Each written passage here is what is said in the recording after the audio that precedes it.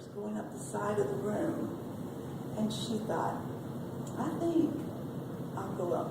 I'll just go to the top. And then at the top, there was another doorway.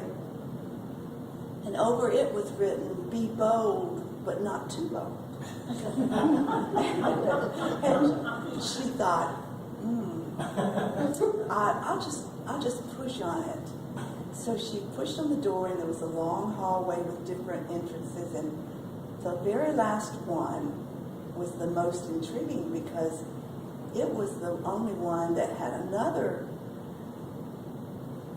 saying written over the door, and it said, be bold, but not too bold, lest your heart's blood should run cold. I only told this story to high schoolers, I want you to know. So, lest your heart's blood should run cold. And so she thought, she just pushed on the door, and it just sprang open. I mean, there was nothing she could do. But she walked in, it was a beautiful bedroom lined with tapestries, and she walked around the room, and the bed was covered in tapestries. And she would kind of feel of them as she walked, and one of them caught on her hand and came back, and behind the tapestries were the heads of beautiful women lining the room. Oh, she ran. She ran out of the room. She ran down the hallway. She ran down the steps, and she got to the front door. And she heard Mr. Fox coming in the door. So she ran under the stairway and hid. And he was dragging a beautiful girl up the walk into the house.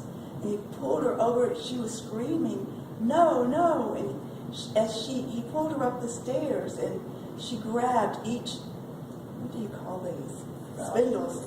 What? Baluster. She grabbed each baluster. And one time she got a real tight hold, and she was holding it really tight, and Mr. Fox drew his sword and cut off her hand and kept dragging her up. And the hand fell, and it fell right into Lady Mary's lap.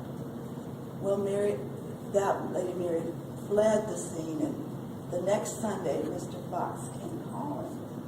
And he said, good morning, Lady Mary, how are you feeling? And she said, I'm not feeling very well, Mr. Fox. And he said, you're not? She said, no, not at all. And he said, why is that? And she said, come out in the garden, and let's walk in the garden, I'll tell you. And she said, I had a terrible dream last night, Mr. Fox. I dreamed that I went looking for your house. And he said, you did? And she said, I found your house, and over the door was written, be bold. And he said, that's not my house. And she said, well, I went inside, and I went up the stairs, and there's another door, and it said, be bold, but not too bold. And he said, "'Tis not true, Lady Mary, no." And she said, and I went down the hall, and I entered the bedroom, and over that door said, be bold, but not too bold, lest your heart's blood should run cold. And he said, no, Lady Mary, 'tis absolutely not true. That is not true.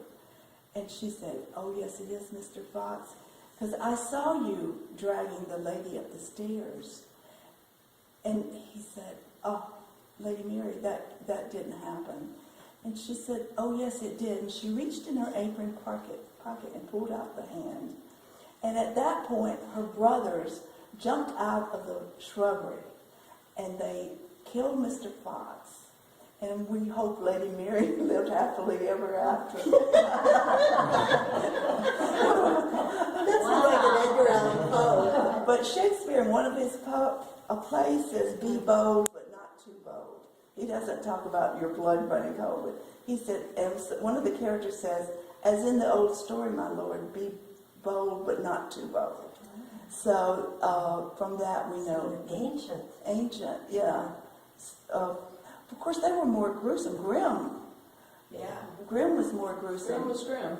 Grimm, and I tell Rapunzel, but one of the versions of Rapunzel, the way the witch, the hag, knew that Rapunzel had been having visitors was her clothes didn't fit her anymore.